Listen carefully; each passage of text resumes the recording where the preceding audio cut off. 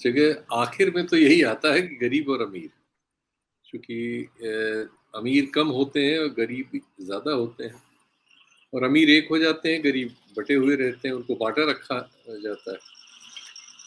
ये बंटवारा इस तरह से भी है जैसा आप देख रही हैं। दरअसल उत्तर प्रदेश में जो भी आता है, ब्यूरोक्रेसी के सामने वो रखता है कि भाई हमारे यहाँ विकास नहीं हो रहा है। विकास कैसे होगा? बाहर से कैपिटल आए। बाहर से कहाँ से कैपिटल आ सकती है?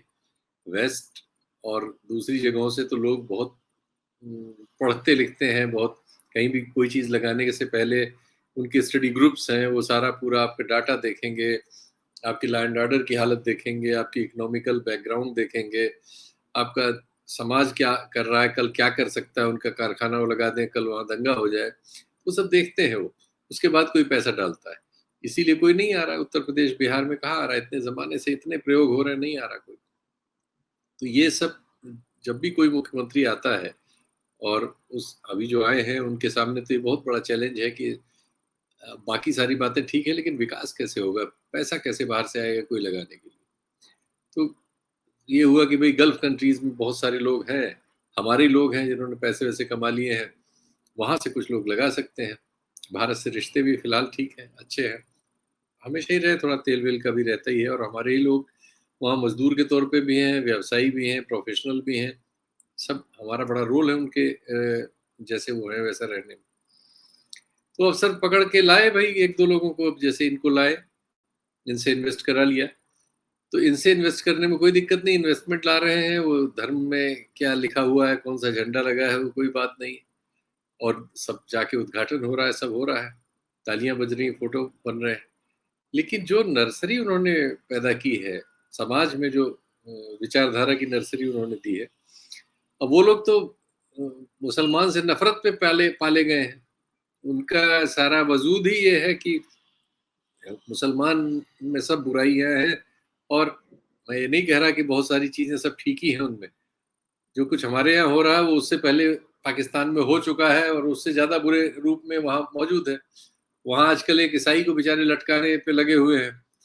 क्यों? वहाँ क्योंकि वो ब्लास्फेमी वाला लॉ है, वहाँ उस लॉ में सबको फांसी हो जाती है।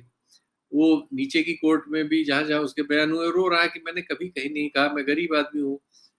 ऐसे सब मामलों में हर जगह गरीब ही मारा जाता है, और वहां भी ज्यादातर मीनियल काम करते हैं ईसाई सारे। तो ब्लास्फेमी में उसको लटका रहे हैं। तो जो कुछ ये हमारे आस पूरे सब कॉन्टिनेंट की ये प्रॉब्लम है, धर्म का झंडा किसी का कोई हो, है सब एक से एक बूचर, बुरे और जलील लोग, और गरीब आदमी को परेशान करने वाले लोग वहां उसको लटका रहे हैं।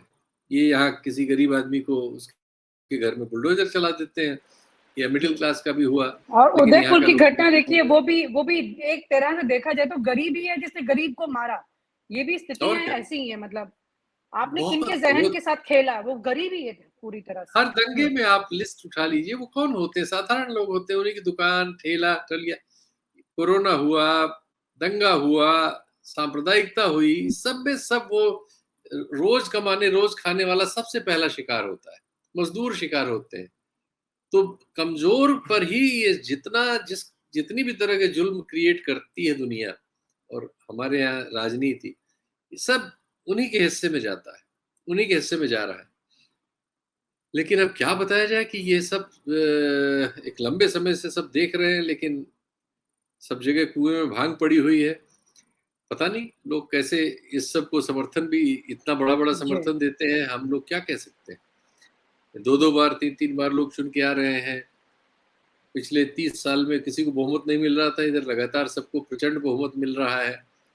जहाँ सरकारें चुनाव नहीं जीत पा रही, वहां दूसरी पार्टियों के विधायक टूट के चले आ रहे हैं, क्यों लगी हुई है। तो सब दृश्य बड़ा अजीब है कुल मिला के।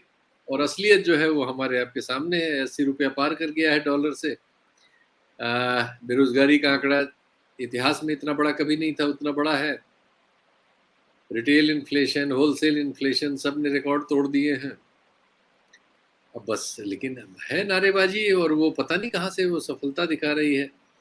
और कोई कोई मुद्दा ऐसा मिल जाता है जिसमें मुसलमान का नाम आ जाए, बस राजनीति हो जाती है। एक मुसलमान चाहिए सुबह से शाम तक, बाकी हमारे टीवी चैनल ही हैं, सोशल मीडिया ही है, सब पे पूरा कब्जा है।